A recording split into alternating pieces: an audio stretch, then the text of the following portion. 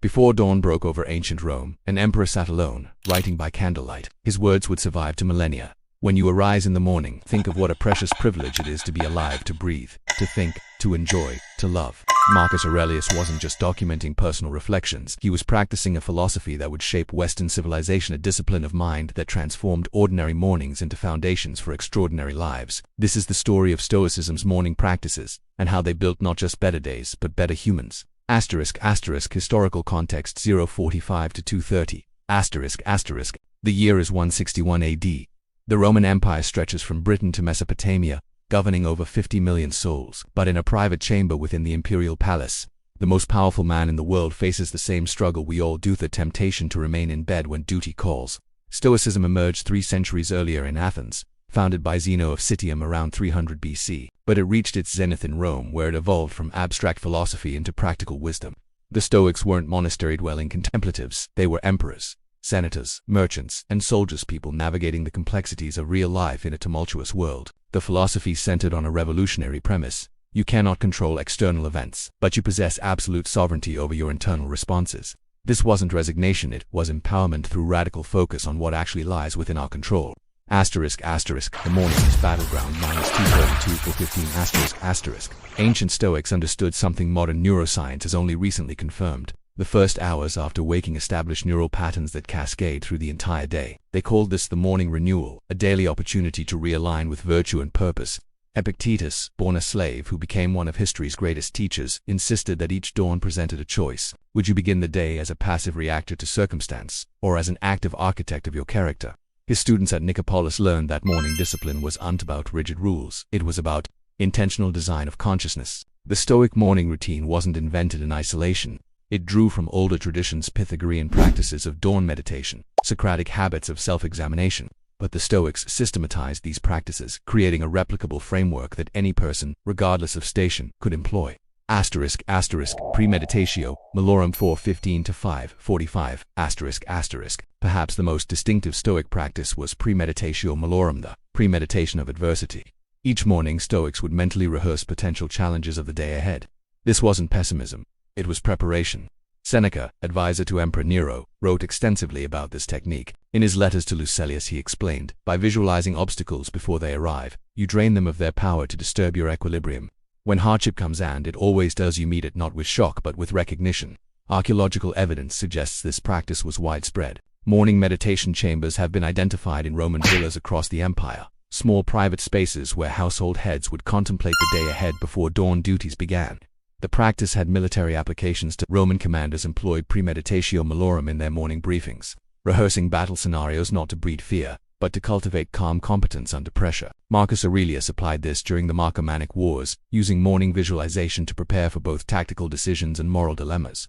The discipline of desire, 545 to 715 Stoic mornings addressed a fundamental human challenge, the tyranny of desire. Epictetus taught his students to begin each day by examining their attachments to comfort, to approval, to outcomes beyond their control. This morning inventory wasn't about suppressing natural human wants, it was about understanding which desires serve our flourishing and which enslave us. The Stoic asked, does this desire align with my character? Will pursuing it make me more virtuous or merely more distracted? Historical records show this practice created remarkable resilience. During Rome's various crisis, plagues, invasions, political upheaval, Stoic practitioners demonstrated unusual calm. They'd trained themselves, morning after morning, to focus on internal virtue rather than external validation. Cato the Younger exemplified this. Every morning before the Senate, he would mentally prepare to potentially lose every vote, every argument, even his life, yet remain committed to what he believed was right. His contemporary critics called it stubbornness. History remembers it as integrity. Transition to part 2 to 715 to 730 These morning practices weren't abstract exercises. They produced tangible results in both personal character and public leadership. But how exactly did ancient Stoics structure their mornings? And what can the specific techniques they employed teach us about the relationship between daily habits and lifelong transformation? The historical record reveals a consistent pattern in how practicing Stoics structured their early hours, though individual variations existed based on station and circumstance. First came the moment of waking, what Marcus Aurelius called the reluctant rise. In Book 5 of his Meditations, he addresses his own resistance directly. At dawn, when you have trouble getting out of bed, tell yourself, I have to go to work as a human being.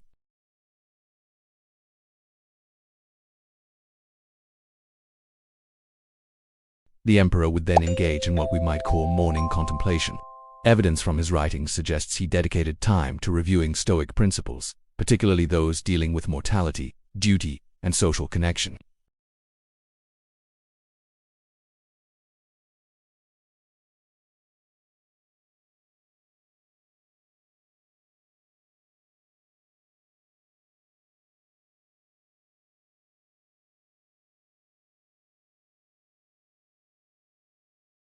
If a difficult negotiation lay ahead, they'd prepare to exercise patience and fairness.